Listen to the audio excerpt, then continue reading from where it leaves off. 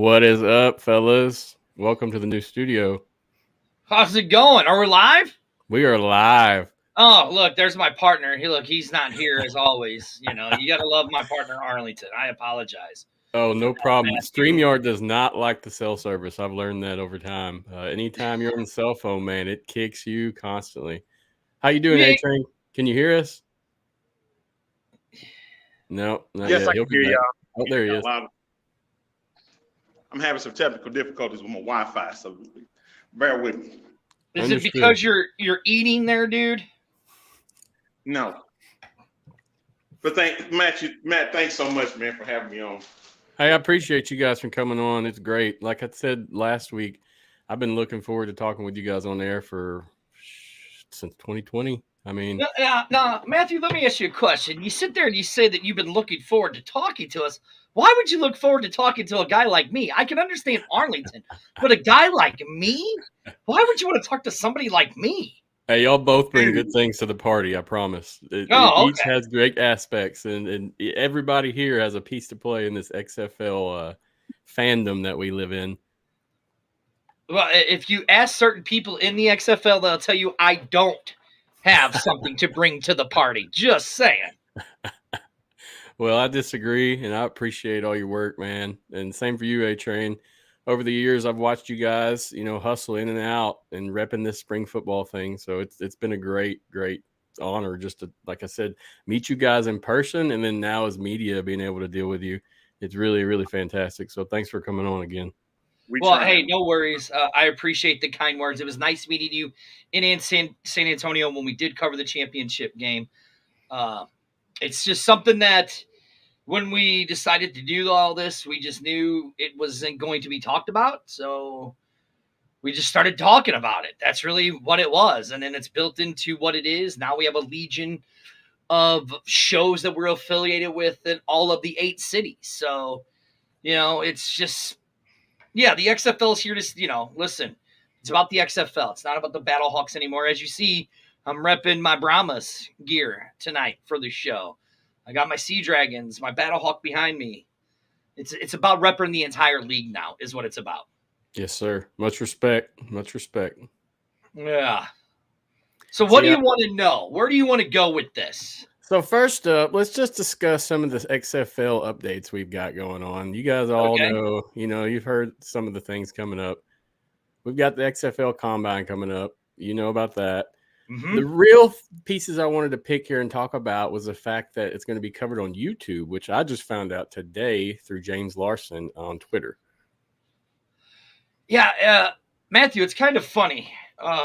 Let's just go back a few years, shall we? It's kind of funny. There was 2 guys sitting in St. Louis that decided to do a show like this, right? And they did it on Facebook and they did it on YouTube. Well, now this version of the XFL is kind of taken that entire philosophy and started using it. It's kind of funny how it's worked out that way, right? But hey, I'm actually glad they're starting to embrace the alt type of media stuff. I'm glad that they're starting to embrace the YouTube stuff, the Facebook stuff, because their target audience is, they've said it, is that 18 to 35-year-old audience. And how do they consume most of their media? YouTube, Facebook, Twitter, Instagram, stuff like that. I think it's a great idea. I really do. Yeah, I think it's fantastic. I would have liked to know about it a month ago, probably, just to be able to hype it up, like I said. Well, through Twitter. Matthew, I mean, have we seen anything that they've done that's made any sense as of now? Oh, there he is. Look at him. Isn't he pretty, Matthew? Hey. Isn't my co-host pretty? He's a very pretty man. Nice to see you, A-Train. Nice to see you. Sorry about that. I just have a whole bunch of technical difficulties and all that craziness. So. Hey, I understand. Same here. Like I said, I've moved and my internet's kind of iffy. Sometimes I'll get a gig. Sometimes I'll get 50 megabytes. So if I kind of dip out, I'll be back as well. Okay, guys? It's all good. Look, Arlington already dipped out. I'll get it on us again. But yeah, you're right. I mean, it would be nice, but I think here's what, you talk about, you wish we could have known that they were going to promote this earlier, right? To talk about it, because we'd have been talking about it on our show a lot about it also. I think it's going to start changing the way things are going to go with the XFL and the new way that they're going to market stuff. We talked about it to nauseum, and I think it's going to change. It's not changing fast enough, but I think it is soon will change. Yes, sir. But we just got to see. Yeah, agreed. I mean, with everything coming on, I don't agree with that at all. So yeah, I'm looking forward to seeing what happens. There, see, he's having technical difficulties. Got to we love lost you, A-Train. Can you hear us? We lost his sound. He's back. He'll be back. He'll be back. They must be having some bad weather in Texas. Yeah, I know. Like I said, the internet. I'm down in South Mississippi, and the internet down here is kind of iffy as it is. My ISP Sparklight is not the best, so I understand. That's always a good thing, right? Yeah, Dirty. I mean, I'm right there with you. If we'd have known about this, we'd have been able to actually get some stuff out. But at least we're having it, and it's something to watch and look forward to. Yeah, I mean, now I was at the St. Louis showcase. A lot of great players. We had one on Lacoby Tucker, who came on. Great kid. I mean, this kid is 6'8", 290, 300 pounds. Dude was just explosive. He got invited. There was a couple other kids that we had. Yeah, there's our tailgate. See, and this is what makes St. Louis so different is that the fans in St. Louis, this was just me and like 5 or 6 other fans. We went to the showcase. We tailgated the entire day, cooked food for both both showcases, and cooked them all up, cooked all that stuff up for those guys. What's up, Sandy? Because we didn't know if they were going to have food there. And when the players are coming up to us saying, man, thank you guys so much. This was really nice of you guys. I hope I get to the XFL, and I hope I come to St. Louis because if you guys are all like this. And I mean, we were hoping for more St. Louis fans to come out, but listen, I love the St. Louis fans, but they're really fickle on a lot of stuff, man, a lot of stuff. But it was great to see the diehard, like Rick Story. A lot of credit to Rick Story and the STL tailgate group that he has, that he came out there. We cooked all that food up and did that for the kids. I mean, we probably fed 300 kids. Wow. No, I lied because there was only 267 there. We probably fed 150. Wow. That's 175 of the kids. That's still plus quite their families. Wow. Mm-hmm. That we talked about that on the show, the community engagement between St. Louis, you guys, the tailgate, all have been going strong since 2020. I mean, been rolling, just waiting. Well, okay, so before Arlington comes, but you keep saying 2020, right? And before we were talking about how did this all started, right? So it was back in 2018 when the XFL when Vince McMahon announced the XFL was coming back. St. Louis was one of the 8 cities. And God love her, Linda Brown, we were doing a show. She said that me and Arlington should get together and do a show. Well, when the XFL announced, I was like, that's the perfect opportunity for us to do a show together. So we did our first show. It went pretty well. So we're like, okay, we'll come back 2 weeks later. 2 weeks later, it did even better. And then we were like, why don't we try every week? So we started doing every week. And I think we really went full time. It was around March or April when we went full time weekly. And it just kept growing and growing. I mean, you got people like Sandy, who has had our backs from day one, helping us. Guys like John Turner that's on here that has helped us from day one. It just kept growing week after week after week after week. I ended up getting a dumb I got the tattoo of the BHawks on the back of my leg because we got to so many followers. And then we got to another milestone of followers, and I jumped through a flaming table. So it was all of that stuff. And we just kept it going. And in 2020, I will say this, Matthew, if this would have been 2020 and the XFL would still be going, I would try to destroy your podcast because you'd be my competition. Not going to lie. But when 2020, when this version came around, we were like, you know what? Look, we've been doing this the longest. Let's make this league wide. Let's go league wide. And that's why we did it. Let's help all of the other people in cities that want to do what me and him started. Oh, there he is. He is such a beautiful man. He distracts me every time I see him. It's the lighting. That lighting is beautiful over there. Isn't it? Arlington, I was talking about how we got started. What do you want to throw in there?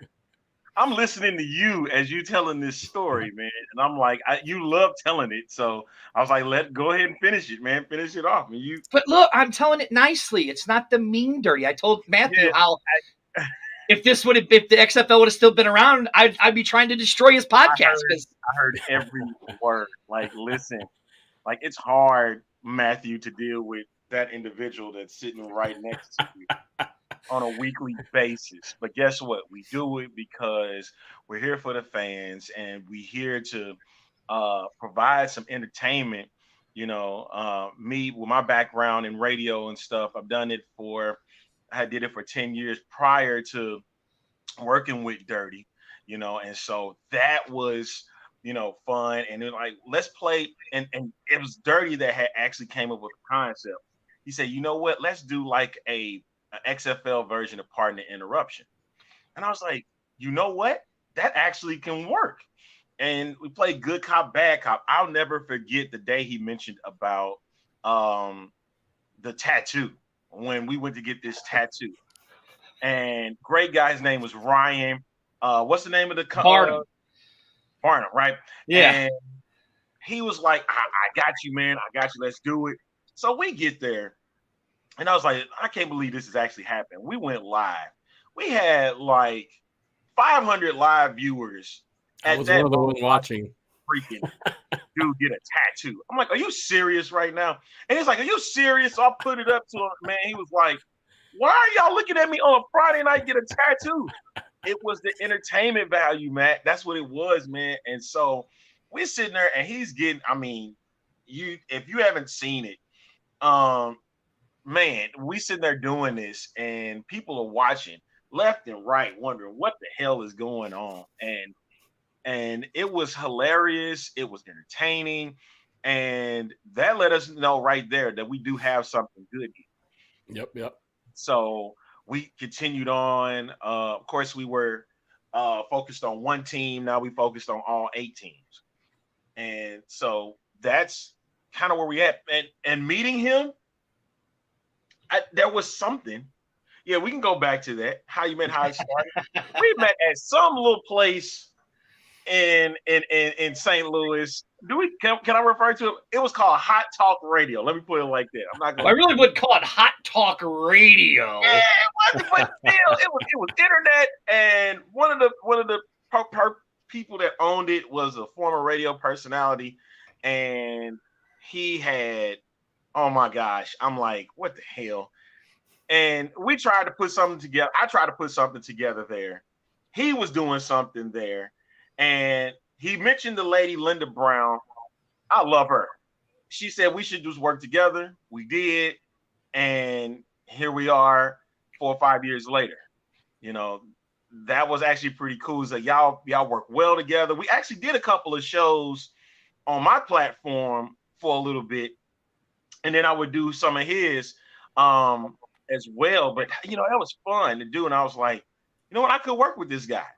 And along the way, we've had friends, enemies, you know, about this pack, but we continue to do this, you know, and it's not going to stop until we're both ready to stop it. So, I mean, this has been enjoyable, like doing this show and getting interaction with the fans. We didn't think it was going to do anything, but here we are. Yeah, you know, and on let's go back to where it's with my background. The background, I've been doing like the video podcasting thing since 2009. And then I started seeing a wave of the future starting, right? And I started seeing how people were starting to move towards the video casting. They were moving away from they were podcasting and then going to video casting. So I started seeing that. And then I was like, okay, I'm going to start learning this video casting thing. And I started doing that. And then I met Arlington. So I was more video casting and just grabbing a microphone and just saying dumb stuff. What Arlington really did to me was, and by working with Arlington in his background, Arlington really showed me how to become a better broadcaster. I could always talk good. I was very opinionated. I just didn't know how to formulate it a right way. It was always dropping F-bombs or talking like everyday stuff. But Arlington showed me how to formulate it better. And then showed me how to become a better producer. And where, Arlington will vouch is that I've showed him how to become, because he was more of a producing side. And then I showed him showed him how to loosen up a little, because believe it or not,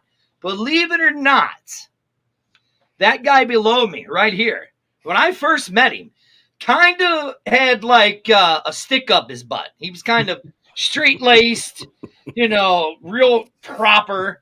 And I kind of loosened him up a little. Mind you, man, this is the first time I've heard this since we started. He ain't never told this to nobody. But he come on your show and sit there and just giving everything out. Look, Matthew, you got a dirty breaking dirty news. When I first met Arlington, I was like, this dude's got a stick up his butt. He went to a private school. He was all proper, and he would always come in looking nice.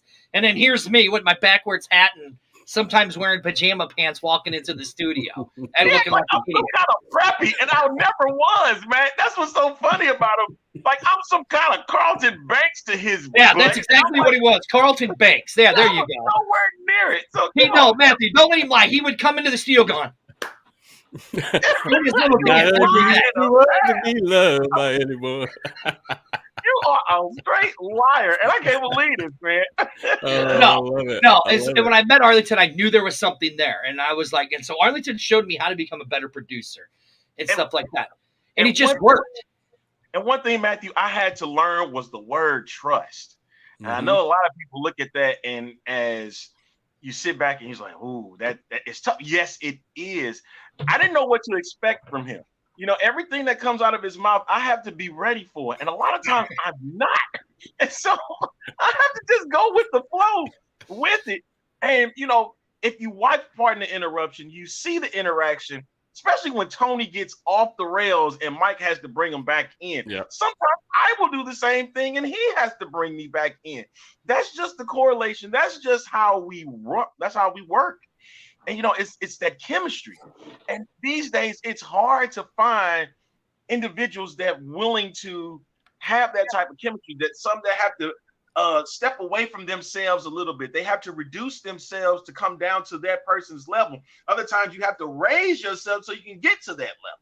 Yes, sir. And so a lot of times, man, beforehand, it was figuring out, and it didn't really take long. Let me be honest. It didn't take long for us to get that together. Well, it took me a while, because I was always controlling the conversation, flying off the gums. But that was because we didn't know what we were about to embark on, the journey that we were embarking on. So it was just a lot of stuff that was flying out his mouth. Now, it come out of mine too, but it was within context.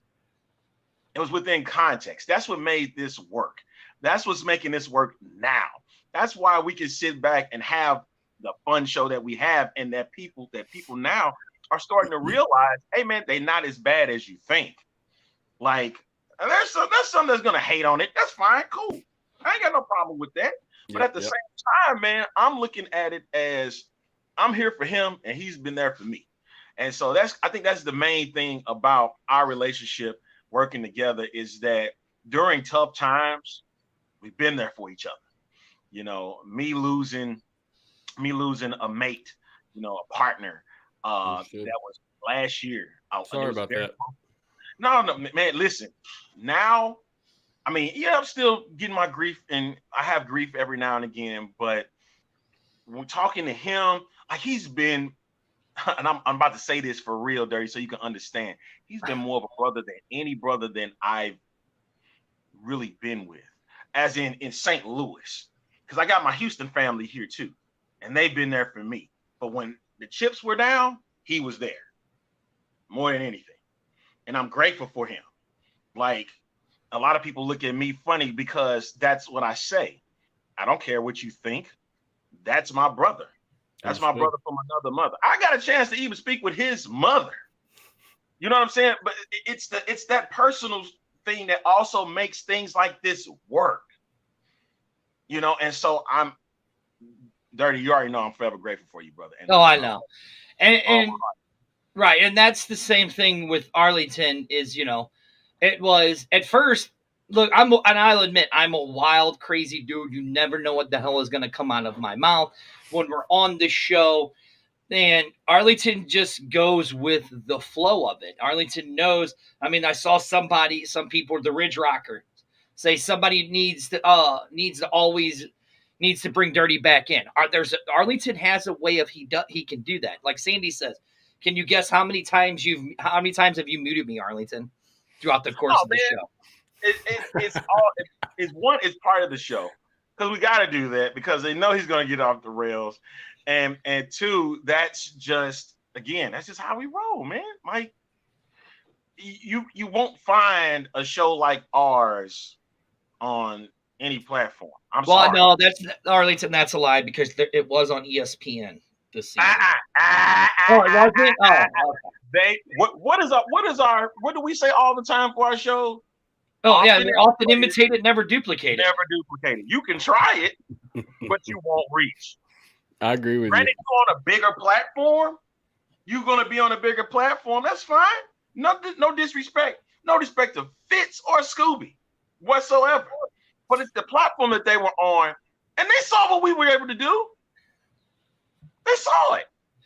Yeah, and then it won't have that type of nature like it would be with ours. Right. And then Matthew, you asked us like, what was the Arlington said, how did it all start? We wanted it as that PTI type of show. We wanted it to be for the fans, by the fans. So like we'll talk about different topics we want to talk about, and then all of a sudden we'll have a list of things we want to talk about, and then the fans come on and start chiming in what they want to talk about, and then we just turn it right over to them, and then we just go with their questions. And we go with what they want to talk about. I'm just seeing the comments roll in. As much as Dirty want to sit there and act like he controls this, he has none. None. None.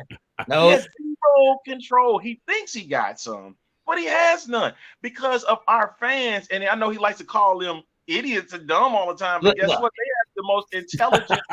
Wait, whoa. Stop the clock. When has one of our fans ever asked an intelligent conversation? None. Never. None of them have. Wrong show. You really serious now, man? That's why you hate the fans so much, man. That's why you got that big X on your freaking forehead. That's why you ain't nothing but an X. I will say, you guys were definitely ahead of your time. I know even, like I said, back then, watching it, that's what got me interested in the XFL, and that's why I keep bringing up 2020. I mean, you brought an engagement with the fans that was not there and that could not be found anywhere else. I'm in agreement with that. And the evolution of y'all's show and the networking you've done is all evident. And it's just stepping stones it's given to people like me to do our own thing also. So I appreciate you guys. Thank you, man. That's all and keep doing it. Keep doing what you're doing, man. Don't let no one waver you. There's going to be people that's going to detract and going to hate. And it was like, man, why your show stinks or anything like that. Keep up the work. Keep up the good work. Yes, sir. Keep going. Don't stop because somebody feels that you can't do it. And I'll tell you this, Matthew. I mean, in 2023, we tried to get me credentialed into St. Louis. Didn't happen. But yeah, we got Arlington credentialed in Houston. We got some of our other people and the other networks that we were in with, we got them credentialed. And when I told Arlington, I'm like, look, we're going to the championship game. Let's just for shits and giggles see what happens. And he's like, you really want to do it? I'm like, let's just do it. See what happens, right? So we put his name in. We put my name in. And I'm the one, out of a courtesy, that gets credentialed. Whoa. But hold on. What I was wanting to say is that when I actually got up into that press box, right? And I started meeting all you guys, and all you guys were like, oh my God, you're really here. You really made it to here. And I'm like, yeah. And then, the conversation that me and you had up there in the press box. It was a very humbling experience for me because I've always prided myself in being that last renegade, and then just hours before that, I was on Reed's. Can we give Reed's show a cheap plug? Is that okay if we do that? It's Matthew's show. Do it to it. Whatever y'all want to do. You're guest here. A few hours before I was on the Markcast with Reed, and I was supposed to go to his hotel, and I was just like, and I was with Daddy Ed and Amanda, and they're like, come to the tailgate. I'm like, all right. So then I was going to go back to the thing, and then all the fans just surrounded me, and I started asking the fans, do you guys want to do this interview with me? And they're like, yeah. So we did the interview live from the parking lot at the tailgate with about 100-something fans around me. And it was just a very humbling experience to see what me and Arlington did here in St. Louis, and then in 2023, grow it to where it is today. It's just a very humbling experience, and I'm very much grateful for all of it. You ain't nobody, dude. You ain't nobody. You ain't never been That's nobody. True. I'm not. Everybody surrounding me and all that stuff. Nobody give a damn about you, man. You're right. They don't. They don't give a damn at all. It's XFL. We're here for the group. We're here for the crew.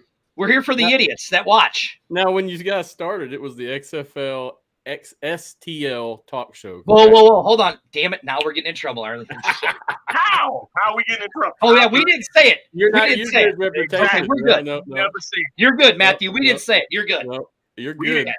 So, but Just it was sure. That. It was that. Yep. And you don't have to get detailed. All the way. Like I think more than anything, when we heard about the BattleHawks were coming to town and that the team name was that, me and Dirty was like, what the hell? No, like, I'm not feeling this. And it took literally 48 hours, 2 days, to me to really figure out why this will work. And ever since the day that we met the front office in 2020, oh, man, it's been taking off. And they were wondering, how in the world were y'all getting content off and nothing was going on? And Dirty tells that story better than I can. And he said, man, we just straight BS'd. I'm being clean with it. We straight BS the entire way. Just basically one of the things we wanted to see with this new XFL, because we remember the one in the past, right? Remember 2001. And so when Vince did his press conference back in 2017, late 2017, 2018 is when he did it. We wanted to see what this new game looked like. Everything was red, white, and blue. And I'm sitting there, I'm like, he got new innovations. And then they had the rap song that came out with it, to kind of go along with it. I'm like, okay, you got my attention. And it was like, when it came back, this was the league that I didn't know we needed. I seriously didn't. I didn't know we needed it. Yeah. But here we are, 2 years after that, the league drops. We get Oliver Luck, who's I still believe to this day as our commissioner is better than your commissioner. But literally had that league going in the right direction.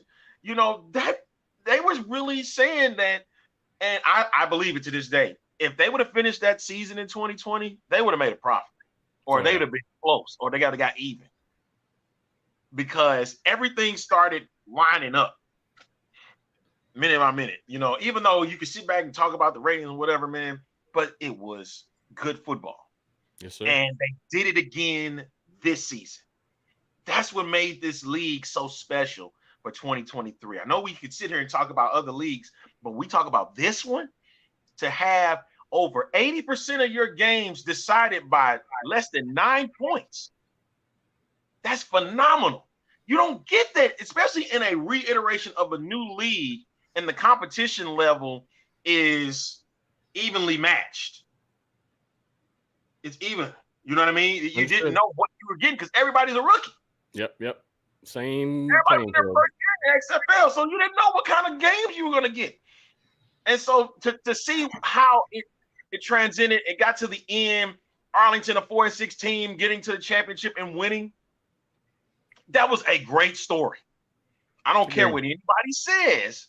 That was a great story.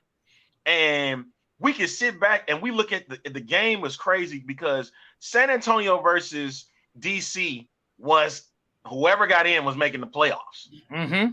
That could have made an entirely different postseason. John Parker-Romo missing that field goal changed the course. Yep. And then in their minds, and Dirty, you remember me. I told you this. I said, everybody that's in there talking bad about this 4-6 team making the playoffs, I hope they make that bulletin board material and they win the whole damn thing. And lo and behold, that's what they did. Mm-hmm.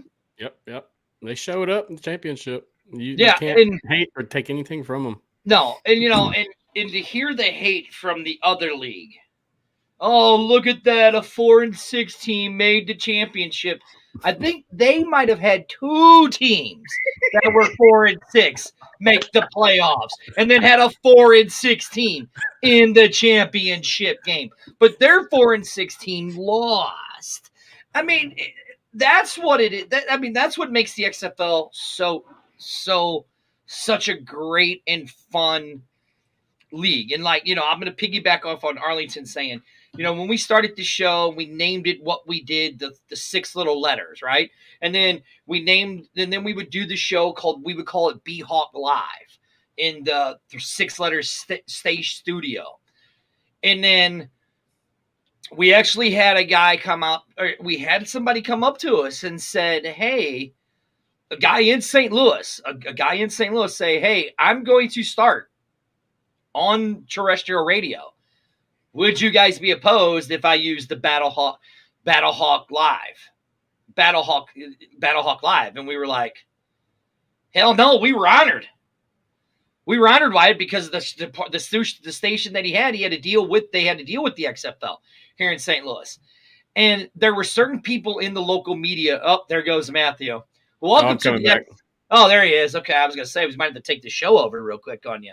Oh, there you go. Playing with these cameras, trying to get the best angle. My bad, guys. You're good. Yeah, no, it's your show. But it was funny is that we had people in the local media that wanted nothing to do with the XFL, but one guy, and he came to us and asked us our permission if he could use the name for his show. And we were just like, wait, what? Are you serious? And that's what he did. So we knew we had something in 2020. And then just the interaction with all the fans, And then we moved to 2023. And Arlington's right. I think that if the league would have sustained and COVID wouldn't have happened, hell, during COVID, we played out the entire XFL season on YouTube, on our page, on Madden, and people were tuning in to watch the game. That was the funny part.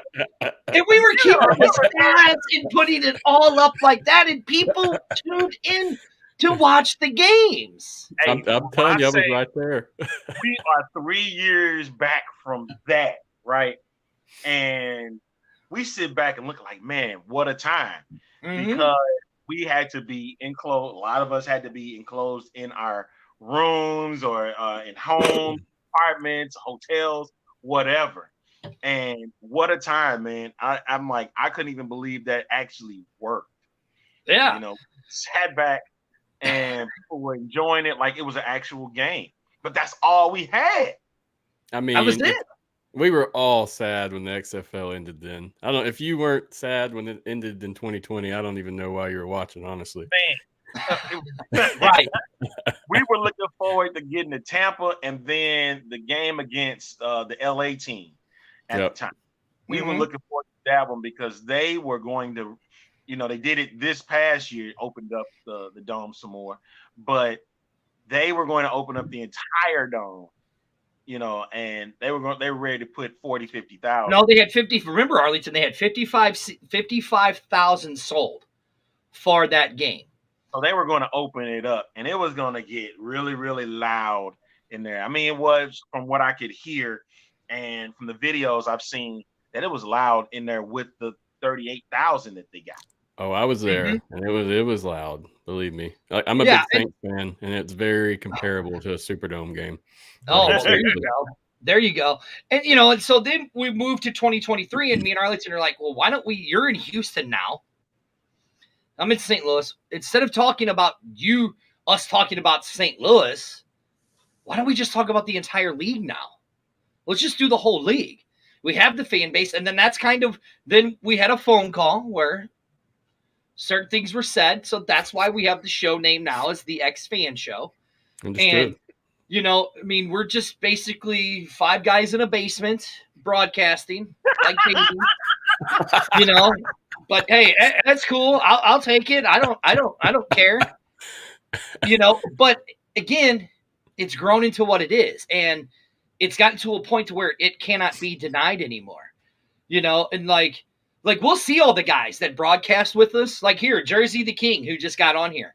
He asked us to be on his show, and he'll shoot me messages and ask for pointers, and I'll give him the pointers. It's in the guys like here in San Antonio when we did the Super Fan Show. It was like that. We helped the guys in Horns right there. San Antonio J. Is that San Antonio J or is that Dirty Toro? Oh, that's Dirty Toro. I helped name him. But we helped grow our show, mine and Arlington's show, the XFan show, BHawk Live. Oh, there's the Queen with one of the little fans that wanted to take a picture with her. We helped grow that fan base in San Antonio. And to go to see, there's my interview with Reed. Prior to it, there's the mayor, there's BHawk 1, there's the Ridge Rockers, the Predator couple, Daddy Ed, stuff like that. We're one giant family. So when we say we're a legion of fans, we're a legion of fans. I love it. And, when you seem to be, the guys of that legion and you're leading those people out, it's kind of hard to deny us of what we've done and what we've accomplished. Really. I would say that the way that when we went to that tailgate and seen all the fans out there, I literally said the same thing like what Dirty said. I look at it as one big family. XFL comes together. Like next year for championship weekend, that's how it has to be again. Yes, sir. Like everybody comes together for this one game, wherever it's at. Everybody, get your tickets ready for whenever or wherever it may be. So that's how I look at things this time with the XFL. Like some things were great. Like how they did that. Like this tailgate that we came together with was fantastic. Now I need the league themselves to come to us. We can help. We can help make this thing bigger than what you got. We're all here for that. I agree with you on that. We can help. Yeah, so like if you go right there's where that fan engagement you guys bring is just like top. Well, and there's the fan engagement. Go back to that one picture. That's the fan engagement. That's a fan from St. Louis where their parents watch our show. That little kid watches our show. Oh, that's awesome. That little kid wanted to take a picture of the BHawk Live crew with Daddy Ed, the Queen, Hyena, Amanda, and myself. Wanted to take a picture of us. And we promoted that event. We had probably 150, 200 people at that event. The XFL did one the same night and didn't have the turnout that we did because they didn't promote it. Yeah, last minute. Ours was about the fans. And God love the Alamu Beer Company for letting us use their venue that night because it was an amazing time. Yeah, I saw the live. That was a good show, guys. Seriously. Yeah, and there's Colin from the Rough 'Em Up podcast. Oh, yeah, I know him pretty well from Houston.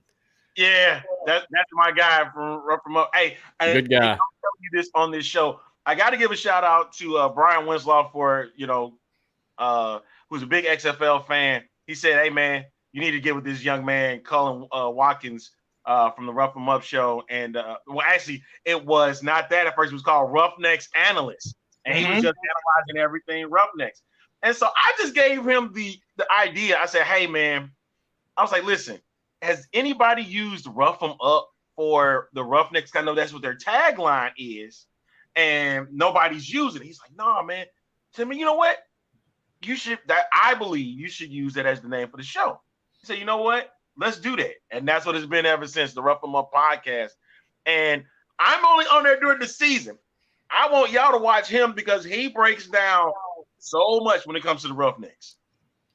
So much. See, like here, you got the guy Marco right here. Marco, huge fan of ours from Arlington. Marco, a great guy. Yeah, it's just this legion has grown into. There's some of the fans. Look, there you got the mayor. There's some of the San Antonio fans right there. And then you go into here, and you got the mayor of the XFL right in the middle of that picture. You can't miss him. He looks like the orange Kool-Aid man. Stop it. Right there. Now, I love the mayor. Love the mayor. The mayor's a great dude. Love the mayor. Ain't nothing wrong with the mayor. There he is, right there. Yeah, he's a good guy. I I've met remember him that as well. picture too. Look, that is the crew right there. You got all kinds of dressing up going on. I mean, that's man. what I'm saying. And then there's Marco. Marco right there, right behind the mayor. Right there, There's yeah. Marco right there behind the mayor. And I mean, this is what it was about. Like we're not afraid to bring fans on our show and let them express their displeasure with the league. And does it rub some people the wrong way? Sure it does. But guess what? I don't care if it rubs anybody the wrong way. Arlington does sometimes. He gets mad at me when I let the fans go on a bashing session, but that's okay. I would say this. Now, this is what I would say to that. I would be like this. If it's in context and it can do something to make the league better, say it. Now, if you're just going to sit there to sit there and completely bash the freaking league, Right. Get off my show, man. I don't want you doing that. Yeah. All Like, positivity something here that's as going to have well. some meat on the bones. Right, like Marco. Criticism is okay. Yeah, like you see Marco's comment right here. Can you put that up there, Matt? Let me see. The very bottom one. A family. How do you say that? Arlington, I can't read. I need to go to the Ricky Prolific We School. still need to call him about that, too. Yeah, right there. How would you say that, Arlington? A family? A family. Yeah, a family. And that's what it is. And that's what we've built it into. Family of fans is what it is. Mm-hmm. It's a family of fans, for sure. It's Absolutely. very, very common. I mean, it's very, very good. I see you guys, every single relationship you guys have. I mean, you're friends. You're not just acquaintances. You are close-knit buddies, talking shit, hanging out, doing what you do with normal folks. So That ain't as easy as it looks, man. Listen. well, y'all don't walk around on this I'm too good for normal folks media, stature. You're yourselves. You are individuals. Okay, here I'll great. I'll give you an example. Arlington was saying earlier that he went through some personal issues, and we had talked. We'd had some people wanting us to kind of split the show apart and to take it a different way. And in this conversation, I said, if Arlington is not sitting next to me, and screw it, Arlington, I don't care if they get mad. If Arlington's not sitting next to me doing the XFL STL talk show, then I'm not going to do it because that's not the show. If it doesn't have Arlington, then it's not the show. And Arlington said, man, he goes, Dirty, I need to take some time, bro. I said, you know what, bro? Take as much time as you need. And then that's when I did that video expressing my feelings of what had happened to Arlington. And then, I'm going to get a little bit, the George Floyd thing. I was on vacation when I saw the video. And I did the video because of the way everything was going on at that time. And I asked people, I was like, imagine if that was Arlington, my brother, that had happened to. How would you guys feel? And I think our show has brought people together from all over the world just to show that we may have our differences. We don't always agree on everything when we're doing the show and in our real lives, but we have enough respect and enough love for each other to respect each other's opinions. And so it was just to show that stuff. And when I did that, and then, yeah, right here, like when the Queen was in the hospital with her son in St. Louis, and we were at the tailgate, and people are going, well, where is the Queen? I said, oh, well, her son's in the hospital. They're like, can we do a video for her and her son? I was like, sure. They wanted to do a video for her and her son to just show them how much they missed them at the game. BHawk won when he found out that her son was in the hospital. He's like, Dirty, how far is the hospital from here? I'm like, it's probably a 10-minute drive. Yeah, there's the video. And he wanted me to go up and record it with them. And there's the video of her son of walking out of the hospital that day of the game. It's stuff like that we're a family is what we are. And then just to see everything and to see how everybody has all grown and how we all love each other. And you're right. We don't walk around like we're better than anybody else because we're not. We put our pants on just like everybody else does. I have to make sure that you goon. I got to make You're sure right. that every freaking week. Yeah, and I mean, and Matt, can I give another cheap plug? Yeah, anything you want, man. You're welcome. And that's why on September 9th, we're doing the XFan Legion and the BHawk Live fan appreciation thing out at our sponsor, Wild Sun Brewery, brewing company, where we're going to have the fans come out because there might be a special surprise, too, if you guys come out September 9th. More details to follow, but September 9th, mark your calendars, 6 to 10, we're going to be out there doing something special for you guys. Hopefully Arlington gets back in town. I don't know if he will or not, but if he does, I'll give him a big, wet, sloppy kiss, and everybody can watch it live. Oh, yeah, that'll be entertaining, no doubt. But, but we're doing an appreciation to the XFan Legion, to the BHawk Live fan legions. I mean, we have people from San Antonio say they're coming, people from Houston saying they're coming. That we're going to do that. You're right, Sandy, and the XFL has brought the entire country together. And it's amazing to me how this has grown and what we've accomplished in, oh my God, Arlington, has this been 5 years now? Almost. We've been doing this? Almost. Yeah, we've been through a lot. How many episodes have you guys? How many lives do you think you've done? Over 100? Oh my 200? God! No, come on. There's 52 weeks in a year, bro, and we broadcast. Come on, give me an average right here. I give you an estimate about 200. Okay, about. I like it. I would say in the beginning, up until here, dude, it's over 200, bro. Over 200. We're broadcasting 3 days. We're broadcasting 2 days a week now, bro. Yeah, I mean it's hard for me to keep up with your guys' shows. I watch them when I can, but that's why I like it though. There's plenty of content. Yeah, we're broadcasting. And the thing is, you'll know when we coming on the air. Like it doesn't matter. You'll know when we are on the internet. Wednesday, Thursday, Tuesday, whenever. Or we'll pop up on somebody's show on Monday. We'll pop up on somebody's show on Friday. Or we'll pop up on somebody's show on a Saturday. You'll know when we're there. You'll know it. Yeah. Everybody will. I mean, it's just I mean, oh God, I mean, it's definitely over 100. It's definitely over 100. Definitely. Man, bro, I'd say it's close. I'd say it's close to 3. 3, nice. I doubt it. Bro, you know what, dude? Now Matthew's got me curious. Now y'all got to count. Yeah. I'm gonna go back and I'm gonna count all the way back from the beginning. Good luck. He said good luck. I mean, looking through y'all's Facebook, man, there's a ton of content on there. You do that all by yourself. No, guys, Sandy, that is in Hillsboro. Wild Sun Brewing Company, September 9th. We're doing the XFan Legion. We're doing the XFan Legion and the BHawk Live fan appreciation. Come out. Oh, here's John. Yeah, I can't count that high. See? Look right here. Jersey the King says it. You're close, 250 for sure. See, this is why I don't like our fans, Matthew. See, you get people like this. Go back to people like John that's got to put up some smart ass comment. It's all love. I'm dealing with a smart ass on a weekly basis. Are you serious? Tell me, guys. I know you got multiple hosts on your show now. Tell the guys and girls at home, who are the hosts? I mean, I know we got Amanda, Daddy Ed. Hold on. Hold, stop the clock there, Matthew. Hold on. There we go. Let's go. Hold on. There's only 2 hosts. Oh, okay. There's only 2 hosts of the XFan show, me and Arlington. Okay. Now, listen.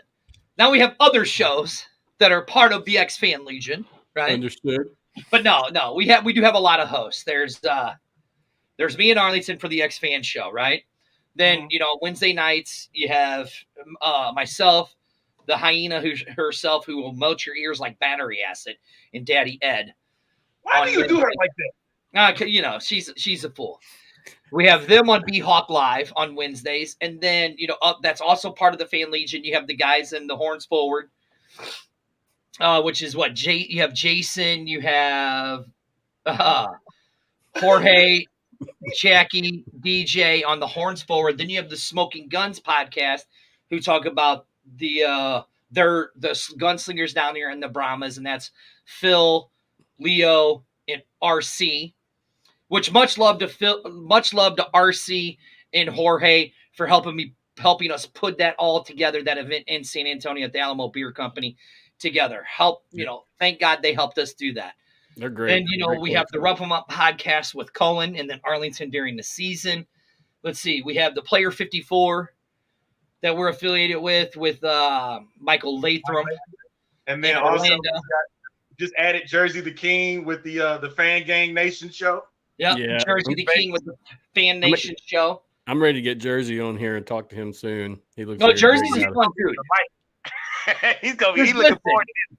He's going to tell you, listen, I love Jersey, right? I love Jersey. But listen, he really thinks that these Vegas Vipers are going to do something. Look, now that they have a doctor as the head coach, right? I mean, really, what's he? Hey, listen. Typical St. Louis fan right here with this. Whoa, stop. Hold on. Listen, I am so against the whole thing of Viper fans standing pooping up. But that, to me, was the dumbest thing that started in 2020 because we never played the Vipers. And the real rival, that is my fault. That whole call is all my fault too. Hate that. But listen, the real rivalry of the Battlehawks is. Let me hold on. Let me show you. Come on, man. We ain't got all day. Switch the hat over to my DC Defender champ. Put it on. That's right. And then listen, they're the real rivalry of the Battlehawks, not the Vipers. I mean, listen, here he goes again. Mark my words. McLennan will lead the Vipers. Oh. Hey, listen. Jersey, yeah. Yeah, see, listen.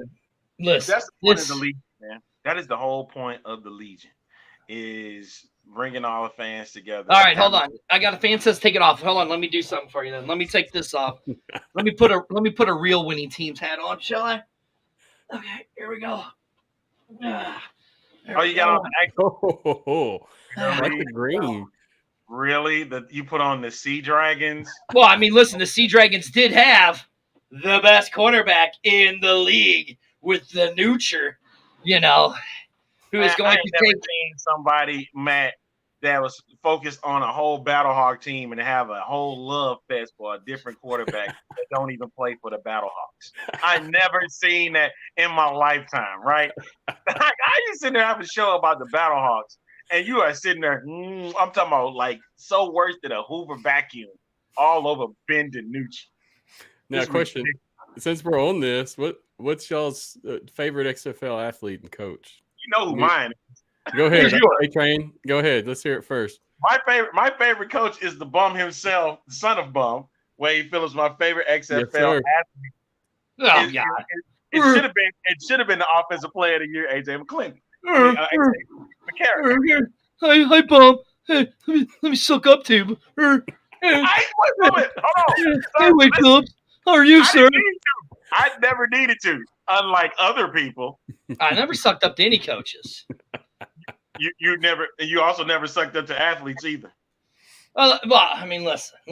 I'm going to say this. My favorite coach was probably Anthony Beck because the dude loved talking smack sideways out his mouth. That's what I loved about it. That's what I loved. And I love talking smack sideways out of my mouth. Right? I love it. All the time. Love it. No, I criticize Coach. Coach is a good dude. Now, do I think they got it right with who should have won the champion or who won Coach of the Year, Reggie Barlow? Yes, I do. Yeah. Now, my favorite player. Again, I've got a soft spot for my man Jordan Ta'amu. Always will. Our very first interview of a player on this show from the XFL. Yes. Much love to Jordan. Met his parents. Parents love me in Arlington. Parents are the nicest people in the world. But listen, there's only one player in the XFL, and I just happen to have his hat. His hat right here. The True Brand hat. Oh. From the Nooch himself. Did you buy that? I did. I had somebody get it for me.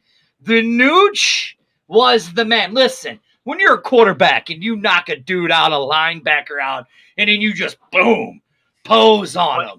Flex on him, right? Flex on him. Yeah, flex. I agree with you. The Nooch. I mean, listen, I had a lot of XFL favorite athletes, right? There was a lot of them. Abram Smith. Don't get me wrong. AJ McCarron showed that he could still play at his age. Showed that he still deserves a shot in the NFL, which I don't think he's going to happen, right? Josh Gordon, Jay Peasy, and all that. But what The Rock and them brought, what The Rock said is this is about building your brand and getting your opportunity and taking your opportunity. And if there was one person in the league that took his opportunity and built his brand, it was this guy here. So love him or hate him, this was the guy that did exactly what the XFL was about. He took his brand and he built it up even more in what it was. So that's why I respect him. And that's probably why he's my favorite player. I agree with you. I liked everything about him except that mouth. It was. I know. Yeah. But that's what made him the perfect villain for the XFL. Understood. That's what made him a perfect, like, love him or hate him, whether he was on your team or he's one of your favorite players or not. That's what made Ben DiNucci one of the popular choices for best players in the XFL. You know, and when we seen him throw picks, we was loving every minute of it. You know, we threw touchdowns. And look, if he was here in St. Louis, don't let these people here in St. Louis go sideways on you. They'd have been like, oh my God, Ben DiNucci's the greatest quarterback in the XFL. Ben DiNucci this, Ben DiNucci that, nooch. No, it would have been similar. It would have been similar to when Mark Bulger was playing for the Rams. You loved him and then you hate him. Mark Bulger did not have a mouth. That's it. Right, but they'd have loved him. Loved him. He reminded me of Brett Favre and Aaron Rodgers. Fling the ball, you're going to live and die by their arm. They both had big mouths and didn't know when to shut up. Let's just hope that DiNucci doesn't take money away from special needs programs like Brett Favre did and get in trouble in the future. That's, I'm just saying. Thanks a lot, Like Brett. I said, I'm in Mississippi, so I'm familiar with that. You know what I'm talking about, Yeah. You watch it. Green Bay fans will come after you for that comment. Yeah, let them come after me. It would be the first time. Hey, at least he's a Bears fan, so yeah, they're coming from him anyway. I'm going to tell you this: the team that DiNucci should go to should be the Minnesota Vikings because he would help that team win a championship. Get him off of the Broncos. Send him to Minnesota. You're going to get a lot of hell, dude. You're about to get so much hell right now. I can hear it now. It's already banging on the walls by mysteriously. No walls being banged mysteriously. No, not yet. Just a lot of, I can hear it burning in my ears right now. Oh, Lord have mercy. Hey, I feel bad for you, sir, for where you at. Oh my God! Ladies and gentlemen, if you send your resumes to co-host the XFanShow on Tuesdays and Thursdays to XFanShow at gmail.com. I don't want to read these, dude. Because Dirty might be dead after this show. Hey, but real talk though, I should have said his favorite because he was one of my favorites too, and that was Jordan Ta'amu. During the year, man, he was it was a surprise that he was Offensive Player of the Year, but the way that he went during the season, he deserved that award. Yep. You know what I mean? Because he wasn't passing. He was taking off and running with the ball too. Mm-hmm. So with the type of offense, that's what even surprised me more. The way the Renegades were ready for the defenders in their offense, because during the season, and if we really look past week 5, because by that moment everybody was starting to get themselves, and the teams were getting themselves in order. They kept going. If they didn't lose to Orlando, man, they had an undefeated season right then and there. Yes, sir. They literally had an undefeated season.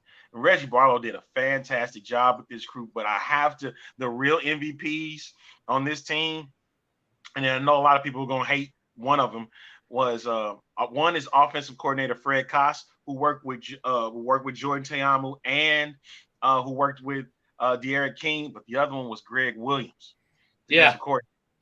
Like, a lot of people do not like Greg Williams, but they were able to get stops when they need to, and they had some of the best corners in the XFL.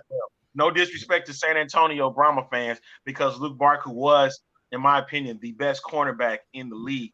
You had a guy like Mike Joseph, though, just seemingly making plays at every which way. You know, that was kind of difficult to get around when you're playing them on offense. So it was hard for them, hard for different teams, especially St. Louis. So, I mean, I had to give credit to how Barlow put that staff together. Mm-hmm. You know, getting and trusting a guy like Jordan Ta'amu, because we didn't really get to see all of that in St. Louis. But as we sit here right now, it's funny that we were trashing John Hayes and Chuck Long, and here they are with an XFL championship. It was funny. 2022. It's funny that you say that, Arlington, because when I was at the championship game, I had to go say hi to Coach. You know, I had to go say hi to Coach. He sees me. He goes, "Dirty, you son of a bitch." He goes, and it's funny. He's like, "Yeah, how you like me now, Dirty?" I was like, "I knew you could do it, Coach."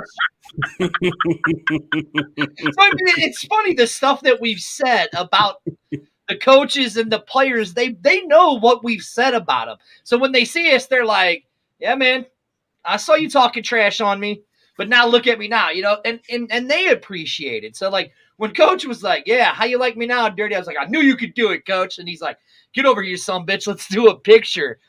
You know, so, yeah, I mean, it was amazing to see this team, you know, and people want to talk about, oh, these teams were so terrible. These teams were this and these and all of this stuff. Really were they? Because they all started off at the same level. They all had the same stuff facilitated to them.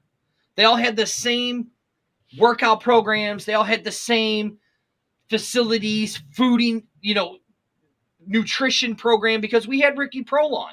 Coach Ricky Prohl talking about it. He goes, "We all started out at the same level. It was all about the drafting and if your players bought into your systems or not." And oh no, his EOS webcam is But yeah, utilized. keep talking about that, man. Like, that was the Yeah. main thing about it. So everybody was on the same level of the playing field. It's just certain players choose to gel well better than others. And whatever Reggie Barlow did in DC and what Greg Williams and all of those guys, they made those guys gel very fast together. Same with the Battlehawks, same with the Sea Dragons, same with Houston and Wade Phillips and all of his guys, you know, gelled really fast. Arlington started getting it at the end. And I'm telling you now, if Luis Perez would have been on that Arlington team from the beginning, the Renegades would have won that division hands down. Hands down. Because all they did was change one thing. Put a quarterback on that team. That's all they did. And the other thing is this. I know we sit here and we ride on Terrell Buckley all the time. But that team was competitive. Yeah. 1-9. Granted, and I'm so happy that they got a win, and no team did not get 0. You know what I mean? I was so happy that there was no team with a goose egg in the win column. And the fact that they were able to do that, and the fact that they were able to compete each and every week, you know, granted, it was hard for them, but they competed, got a 1-9 record, but they competed. They weren't like Vegas that was in disarray. I mean, I get it. They were on a third quarterback, Quentin Dormady, but they found their guy.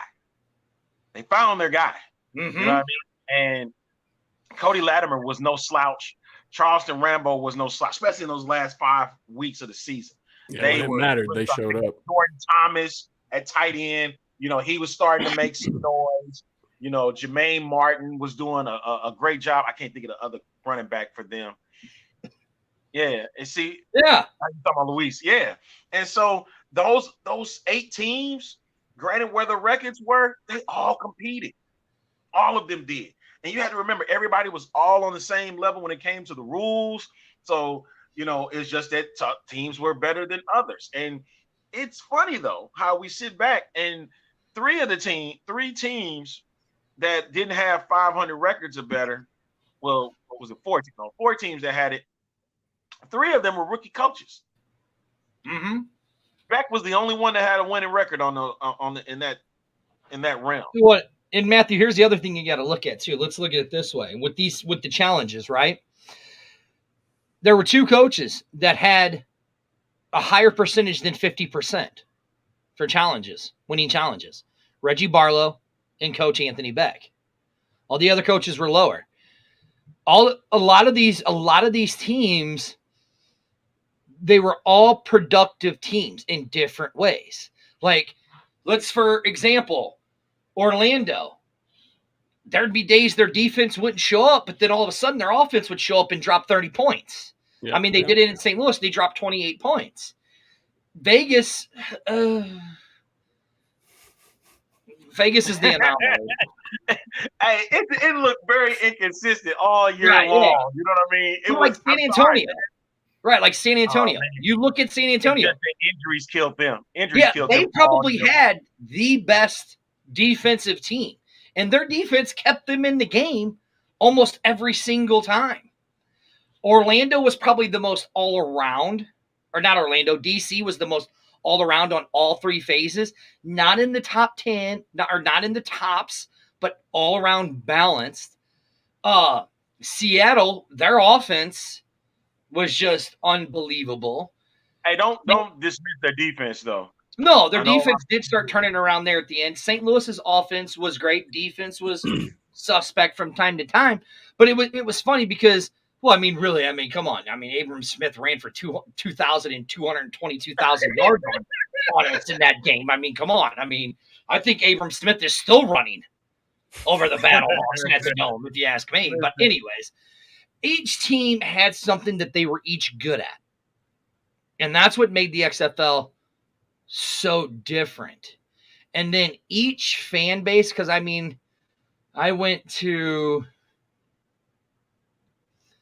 12 different games I went to Seattle, Vegas, didn't go to Orlando, Houston, Arlington. And I didn't go to Houston. I went to Arlington, San Antonio, and then all the Battlehawk games. So I went to six other opposing games. And each fan base was different from the next. Like, and I'll say it to the day that I die. People want to crap all over Vegas. I'm telling you, the best fan experience I had was in Vegas. Hands down. Best fan experience. St. Louis is just St. Louis. The tailgating was just great.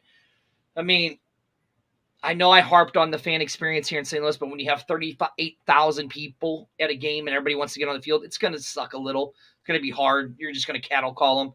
San Antonio was great because of the tailgating and how just accepting and loving everybody was. Arlington, because we already knew people down there and we were there for the first game, so they still kind of remembered us. So that was fun. Seattle had a blast in the city of Seattle. Fan base was great.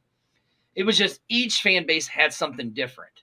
And that's what makes the XFL so special, is that it's these fans and their passion for this game. We're talking 5 years later now, and it's still as strong as ever, the XFL is. And going to just get stronger. Yes, sir. Let me ask you guys, what's going forward? What's the biggest goal you have for content creation, or media news for the XFL? Personally or as a group, it doesn't matter. However you want to answer. I never really thought of it. Yeah, I'm gonna put you in the hot seat. I'm sorry. Hey, just keep going, man. Like to remain consistent. That's always been the biggest issue for podcasters, not just XFL podcasters, but podcasting, period, is to keep going. And that, a lot of times life can get in the way because of that. But we have to make sure that we continue to put out at least something per week. And if we don't, we let our fans know. And a lot of times I'll be feeling bad them days that we can't do the show, because it's at times it's a breakaway from what we deal with in our regular lives. And we just get to talk XFL, whether it's for an hour, hour and a half, 2 hours, whatever, and I just want to make sure that, especially for media, is that you're seeing the content out there. Talk to us. Really talk to us. You can get a better understanding of what we're trying to do and to make sure that we all build your product, because that's what's going on. Because there are the 4 major sports. You got MLS, and a lot of them are getting access and not really doing anything. But we're here to try and build a product here that we believe in, and that's the XFL. Same can be said for the other leagues too, especially with this new arena league that's coming out. Is building with your fans and then building with the people that are talking about it. A lot of people want to see this work. That's why we're here doing what we do. So that's my biggest goal, is working with us. I think. No, go ahead and finish, Arlington. That's it. I'm done. I think with me it's like Arlington's, keep creating the content. And if there's guys out here who want to do this, reach out and I'll give them the words of advice, helping the other people, do this and help promote them and all that. And for the media, look, I was at the championship game and Arlington told me, he's like, bro, you're going to get bored up in that press box, bro. You're not about, he goes, you're about the fans. That ain't your way. He goes, you're going to get bored. Now, listen, don't get me wrong. The food was great. I did get, I got bored because I wasn't down there with the fans because you're not supposed to cheer when you're up in the press box. It was great talking to everybody, but the media is just to be that voice for the fans. I want to be that show where the fans can come on and express their displeasure with the league and how they feel about the league, talk it out and say, okay, you don't like this. So what if we do this, this, and this? Just be that voice for the fans. And like Arlington says, you see what we do. We don't want to be officially or whatever. We just want to be working relationship, I mean, Matt, let me ask you a question. You've seen some of our interviews, right? Yeah, of course. With coaches and players, right? Mm-hmm, mm-hmm. I mean, which interviews? Do you like our interviews better, or the ones that you see on ESPN? Because they're just asking. I'm just saying. I think you know the answer to that question. I mean, it's just, we want the fans to see the player and the coaches for who they are. Look, we've seen enough of them. You can go on their pages and see everything they've accomplished, right? But who is the actual player? What do they want? Like we did with that one with Lacobe, Tucker. He's sending us messages back going, oh, my God, that was the most fun I've ever had. He loved the Jared Allen 69 comment. He was crying on the show because of that. Because, Jared Allen, number 69, that's Amanda's favorite Minnesota Viking player fan. That's her favorite player. Why does your head always right? Like, and Sandy says, and to keep it growing and growing. It's to help guys like you, Matthew, to help you get your stuff out there. It's to help the guys like Jersey the King to get their stuff out there. The Horns Forward, the Smoking Guns, the Player 54s. It's about them. It's not. Look, we could build a throne all we want, but without people tuning in each week, we don't have a throne. We can't build a throne. Understood. Because if we're not talking to the fans, then it doesn't matter. See, told you she loves Jared Allen, of course. See, everybody's always thinking filthy. Animals, just filth. Hey, Matthew, you see what I have to deal with? Matthew, when Colton Tucker wouldn't have laughed the way that he did if Dirty did not mention that number 69. That was Jared Allen's number. Why do you have to be such a filth?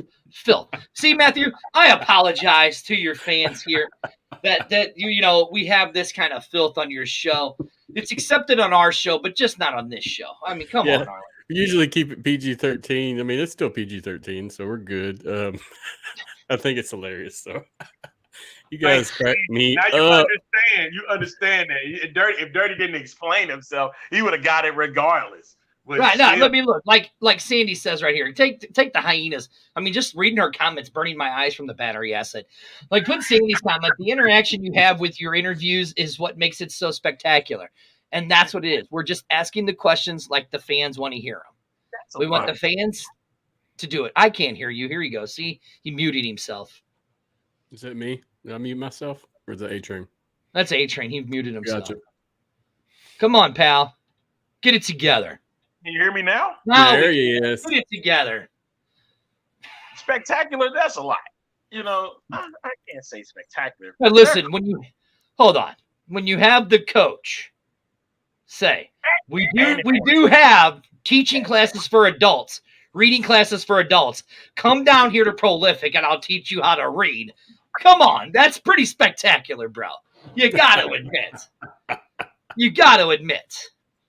I would say the level of guests that we've had on this platform has been fantastic, man. Pro Beck, his wife, Coach Beck, is Miss Deanne Beck has been on the show. You know, Trey Watson has been on. What's the offensive lineman that y'all had? No, it was defensive lineman Kevin Atkins. Yes, Kevin Atkins. Mm-hmm. You know, bringing some of those guys on, and all the personalities bringing on the show have been fantastic, man. Like, this is something that, you know, I want to continue to see happening, and this league within it grow. Like, my biggest goal for real out of the whole thing, Matthew, is that they are competing against the NFL, but just during the spring. I want them to be like what the USFL was supposed to be back in the 80s, was to be that professional football league that was looked at as big, but they not looking at it as a competitor, you know, per se. But I'm like, $1 million contracts can go to these people at some point. You don't want to go to the NFL. I want to play here. The XFL gets on that same level. I know that's just wishful thinking, but that's what I'm hoping for that to be. And me, for the media and content creation, it's just to make it entertaining show for the fans, and that the fans are entertained by it, and that they want to tune in each week to listen to what this dummy has to say, and that intelligent guy below me has to say. Which one? What do we got to thank her for? She's always wants some. See, her. Listen, Matthew, have you ever met the hyena? I have not. Okay, look. Here's what we got to say, right? Very nice person. She got the tiniest head in the world, right? Tiniest head in the world. Well, I mean, it's starting to get bigger and bigger with all this success. I mean, it's starting to get to where she can't even fit it through a door. She's got to turn sideways. My head. Oh, the interview. Oh, my bad. Yes, got to give a lot of credit to the hyena because she does do a lot of work getting interviews for us. Give her that one. I see her on the ground running. That's starting to get bigger and bigger and bigger as the minutes get. Arlington, if you keep saying it, you know it's about ready to show up. The white whale's about ready to show up. Hey. The white whale's about ready to show up because he's getting bigger. Hey, I'm serious, Matt. Cut him off. Look at him shaking, Arlington. He's shaking, Arlington. I'm serious, Matt. Don't let him do it. Talking about it. You want to see it, Arlington? It's too late. All right, guys. I got 2 more questions for you. Maybe 3 if we have time. No worries. So, what's some of your best memories or highlights from the show, or games, or anything XFL related? Just the best in your mind. My God. When you go to sleep at night, moment, man, you say, "I love this." What is it? What do you love? It was one. I have it screenshotted in my phone. It left Dirty speechless. It was myself, Cullen Watkins, and Amanda, and we were on some. We made some comment that had Dirty just sitting there, and he couldn't say nothing for about 5 minutes, and we were just losing it. And that was another episode too, man. I cannot think of it. That had me. It had me, you, and Amanda. We just lost it, and I cannot remember what episode that was. You remember what I'm talking about? No, it was when Van was on the show. You remember that, Dirty? Oh, yeah. And he was talking about the DC fans and the lemons. Yes. And we sat there and lost it. Like, we lost it for about 10 minutes. Yeah. Getting pelted. Thinking about it now, man, just makes me lose it, because he was going in on the DC fans and how he was getting pelted with lemons. No. Yeah. And so we sit there and he just goes off, and I'm in tears, crying. I am crying. So it's Dirty, because he had to put his head down, and Amanda is just lost. Yeah. That was great. Is that a memory or a highlight? Anything, man. Anything you got. Whatever sticks out in your mind. I got so many of them. I mean, the tattoo, the jumping through the flaming table. Yes. That was in 2020. You know, that was just in 2020. I think the first time, a highlight that I loved, the first time that I broke out the dirty carry for Arlington on the show, and he lost it. He just couldn't. He couldn't do it. It's like, hey, Austin, hey, Matthew, hey, let me ask you now, please, dude. Mute him now. Let me ask you something, Matthew. Hi, this is a great show. Thanks for having me on. It's just that right there. Like, some of my highlights is when he just starts losing it by the dumb stuff that I say. But I really think in 2023, my biggest and my best memory was when I knew that we made an impact in St. Louis, right? But when the 2023 season started, and I know Arlington can vouch for it because he said it. What are you laughing about over there? I'm a big WWE fan, right? Oh, God, here we go. He's watching NXT. How professional, Arlington? You're supposed to be the professional. We'll talk about it later then. I ain't got But anyway, when I went to something I knew was going to happen tonight. That's all I knew. Right. But when we went to Arlington and we went to San Antonio for the 2023 game, right? And how the fans are like, oh, my God, I know who you guys are. And they're asking where Arlington's at. And I'm like, oh, well, we'll meet up with Arlington in San Antonio. He's in Houston now. That's really when it hit me, and that's probably my best memory because then I had seen the reach that we had made. And then I think one of my other favorite memories is when I was talking to Amanda and Daddy Ed, and when they were in DC, and how they were coming down the stairs and people were recognizing them. And it's like, oh my God, you're Amanda and Daddy Ed from the BHawk live show. And they're like, we watch you guys, that's probably my best memory, and the most humbling one is that one. And then going around the stadium, people yelling my name and stuff like that. So yeah, great memories on both ends. Here you go. Have all the fun. Look, here we go. Jersey the King. See, Matt, this is why I don't like our fans. I mean, look, just keep pointing it out. Keep pointing out. Dirty's an idiot. Oh, Dirty spelled his name wrong on his screen. Whoop-de-doo! Woohoo! Now, I just want to say, season highlight during the year is the Sterling Hofstetter that did the fake punt and threw that touchdown. Mm-hmm. I love you, Jersey. That was good. That was a great highlight during the year. Abram Smith's 218 against the Battlehawks. But I mean, there were just so many.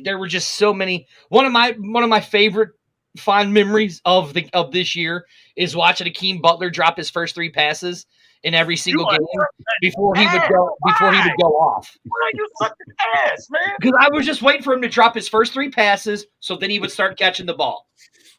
And once that happened, he was on fire. See, this is what I have to deal with all year long, every freaking week, man. No, and another one was. Can we talk about what really happened in San Antonio? Like when we left the game? Which game? The first one. What happened? The very first game, San Antonio and the Battlehawks, the comeback. Oh God. One of my worst memories. Okay, so we're ready for it. Go ahead. You saw the game, right? You saw the comeback. Yes, this is literally my least favorite. But I'm going to talk about it. Least favorite was leaving the game. Then a fan comes by and said, hey, have you seen what the score is? Because I'm leaving. And Dirty was like, hey, man, we're getting out of here. It's starting to get bad. It's starting to get a little boring. We're finna dip out. Yeah, we finna tell on ourselves. I don't care. It's 15-3 at this point. Next thing we know, they said they done came back. And they have the ball. They converted the 4th and 15. They converted the 4th and 15, and they head down the field now. So I'm like, are you serious? So at the time, I had my ESPN Plus. I pull up my phone. I said, we pull it up, and there it is. We looking at A.J. McClendon as he throws to Austin Prohl in the end zone. Yep. And he catches the game-winning touchdown. Hell of a comeback. I'll be damned. They said, oh, yeah, hell of a comeback if you got to see it live in the stadium. But my dumb ass walked out like an idiot. We Gotta beat the traffic. Yeah, that's exactly what it was. We were trying to beat the traffic, right? And they came Well, back. hold on. You only had a 4-hour drive home. I had a 15-hour drive home. I had a 3-hour. Okay, whatever. Straight to I don't know. YouTube can crack me up. Oh, I've learned that already. That Right. If we crack ourselves up, everybody else is gonna get a good laugh out of it too. That's probably my least favorite. So that's moment. both of y'all, huh? Both Yeah. We both missed the end of that game. Yeah. Well, technically we didn't. We still watched the game live, just in the parking lot. We just watched it in the parking lot when it had already happened. You know how they get. Well, then that became the running joke. That became the running joke, is that if the BattleHawks were leaving, me and the Queen, because we were there, we had to walk out of the stadium for them to win, and it actually worked a lot of the times that they would win. They'd come back and win the game. So, and then what was the other the least favorite highlight? Probably the same thing. Yeah, no, probably the same thing. It was the least favorite, but it was the funniest. Was you talked about it? Ben DiNucci trucking Silas Kelly. Oh, no, that was one of my favorite moments. That was one of my favorite moments. That was one of my favorite moments. The least, but it sure was the funny one to me. I'm like, yeah, you saw that on TV and you didn't know what to say. I did. I was like, damn. It's like, bro just got knocked out. Yeah. KO'd linebacker. KO'd. The mullet power didn't help you, did it, Silas Kelly? Nothing's funnier than the people saying that quarterback shouldn't hit him like that. Oh, I know. That's the best. No quarterback should truck a guy like that. What? Seriously? What? did y'all not see the movie Remember the Titans? Come on, Right. man. Right. Best movie ever. Best football movie right there. Yeah. All right, guys, I got one more question for you before we roll out there. Future plans. What's in the air for XFanShow or BHawk Live? We got any kind of updates, progress coming on for next season? Guests coming soon? Anything you want to throw out there? I mean, to everybody at home. Well, we're always working on guests. We were supposed to do the show today, but we knew we were doing this show. Well, hold on. I forgot we were supposed to have a guest today. And actually, our guest is your guest for next Thursday, Joshua Flowers. We were supposed to have him this week. Gotcha. Completely forgot about it, so I'm reading your ticker down here, and I go, oh, shite. We were supposed to have Joshua Flowers on the show tonight, this afternoon. So I text him. I'm like, hey, bro, so sorry about today. And I forgot. So, okay, you want my least favorite moment? That was my least favorite moment. That's why I shouldn't be in charge of getting us guests, because I do dumb shit like that. Excuse my language. Idiot is dirty. I think the future is, getting websites and stuff together, man, and and helping other guys grow, helping other guys that want to do this, helping them grow, helping them get their names out there.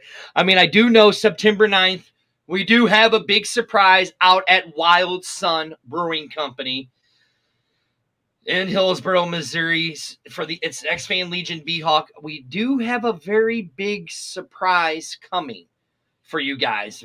Something very, very special on September 9th. So if you'd like to know what I mean, that's we're kind of excited about that. Am I right, Arlington? Our surprise that we have coming to everybody. So I don't even know what the surprise is. They kept me out. Yes, you do. You got me excited now. Well, Matthew, come up September 9th. Hey, man, that's a drive for him. Like, that is a drive. So far. Where are you at in Mississippi? I'm on the coast, down all the way down. Dude. So I used to live in Missouri. I used to live in southeast Missouri back a few years ago. Sorry for you down there. Yeah, like you're telling me. Joplin, that area or something? No, more of like Crothersville. He's talking to Boot Hill, bro. Yeah, dirty. He's talking to Boot Hill. Yeah, that's where you hear the banjos playing, and you better start running. I was born in Blytheville, Arkansas, really. So I'm very familiar with that area. But like I said, St. Louis is always a big place for me.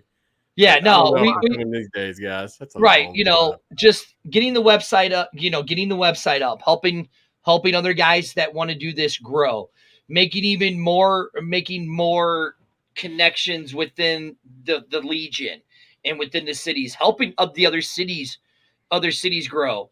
I do know that we are working on a few guests. I do know that tomorrow we have somebody on the show that was at the showcase. I can't remember his name, so I know she's watching. So Queen put his name up there. Also, James Larson of XFL Newsroom will be on the show tomorrow. See, there you go.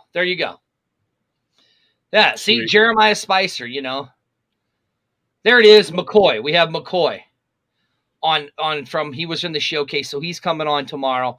And we're always trying to get guests. I mean, it's easier for Arlington and the Hyena to get guests than it is for me. Well, I mean, Arlington, Pete, they like you. They actually gave you season credentials. They don't like me. I got the credentials too, so yeah. Okay. Well, that's how I got to be Matt. So you're a little more professional than me. I'm just a little outspoken. It's okay. We all got our roles. Nothing right. wrong with that. I just call them out on their BS. That's all. Marketing was terrible in 2023. Marketing should be better this year. So yeah. Where's your what? Oh, you're new. That's why you didn't get your.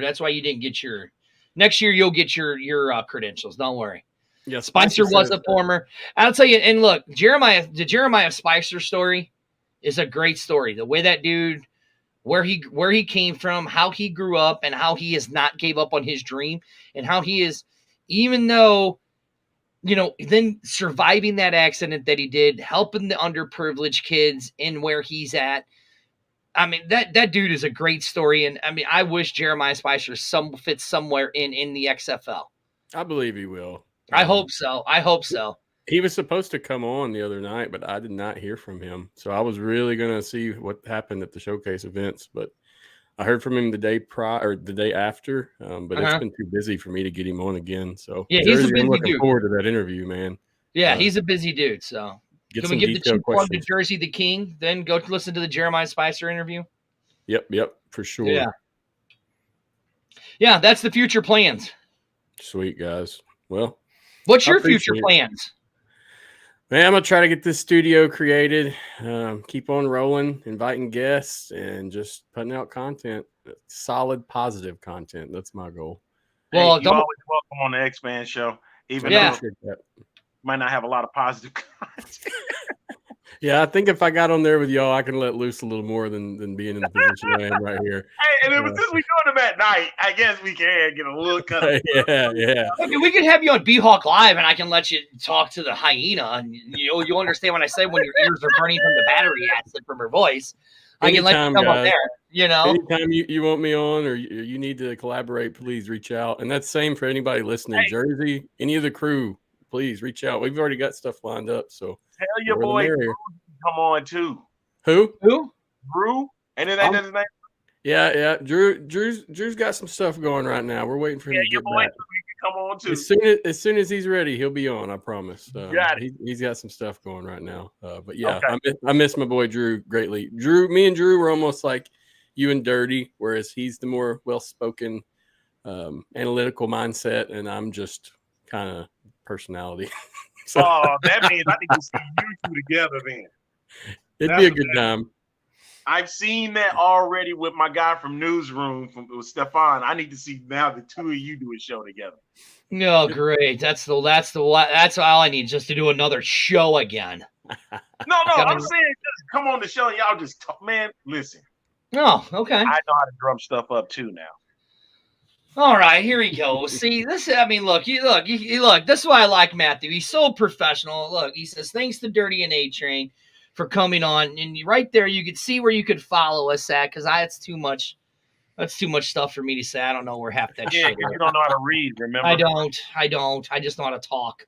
In the notes, I'll include all y'all's links so everybody can click it easily when they read or watch. Thank you so much, man, for having us Just come make on. sure you put the September 9th thing down there. Wild Sun. I will. Big I announcement coming. I will. I promise. We will take care of that. You don't have to do that. Thank you. I appreciate you guys again coming in, man. It's been awesome conversation. This has probably been the best interview I've had yet. So thank you all both for doing what you do, as well as all your crew, BHawk Live, the XFanShow, all the other affiliates. Great damn work. That's all I must say. Keep it up, fellas. Seriously, thank you. Now, Matthew, if you want, we can include you into the XFan Legion. You could be in there. But if you get tied in with us, somehow it seems like you get in trouble. So you might want to wait a minute before you decide you want to join the Legion, because you get in trouble usually. I don't know about y'all, but I'm hungry. So I am too. I gotta eat. Look, I can feel the white whale coming. You want to see it, Arlington? You want to. Hey, guess what? Hey, thank you, Matt. I'm leaving. Thank you, A-Train. Thank you, Matt. I appreciate it, bro. See you guys. I appreciate you so much. Yep. Same to you. How do I get out of here? I'm not used to it. I'll remove you. I got you. All right. Thank you, A-Train and Dirty, for coming on. That was a great conversation. I enjoyed every bit of that. Great times. They're really great guys, and they're following they're doing some great content and great work. So follow them up, pay attention, and listen. I'm going to get off. I want to say thanks to the XFL again for letting me cover. Like I always say, this is not profit driven. I receive nothing from this. This is just for fun and free. Also, thanks to XFL board helping me out, getting the word out about the show, as well as providing some content and guidance throughout this process. So thank you, XFL board. And then I want to say thanks to Ambush Sports. They're my media conglomerate. I can't even talk because we've been talking for 2 hours. But they're also a great group, Ambush Sports, great people, great news. Check them out. Really fan-driven media that really helps with the spring football aspect. They're the people that got me involved with credentials and such. So thank you, Ambush. Again, it's been a great night. It's been my pleasure. I thank you all so much for listening and coming on board. Hopefully we'll see you Thursday. We got Josh coming on, Joshua Flowers. Should be a good time. So check it out. Look forward to it. And until then, guys, that's it for me. Peace out.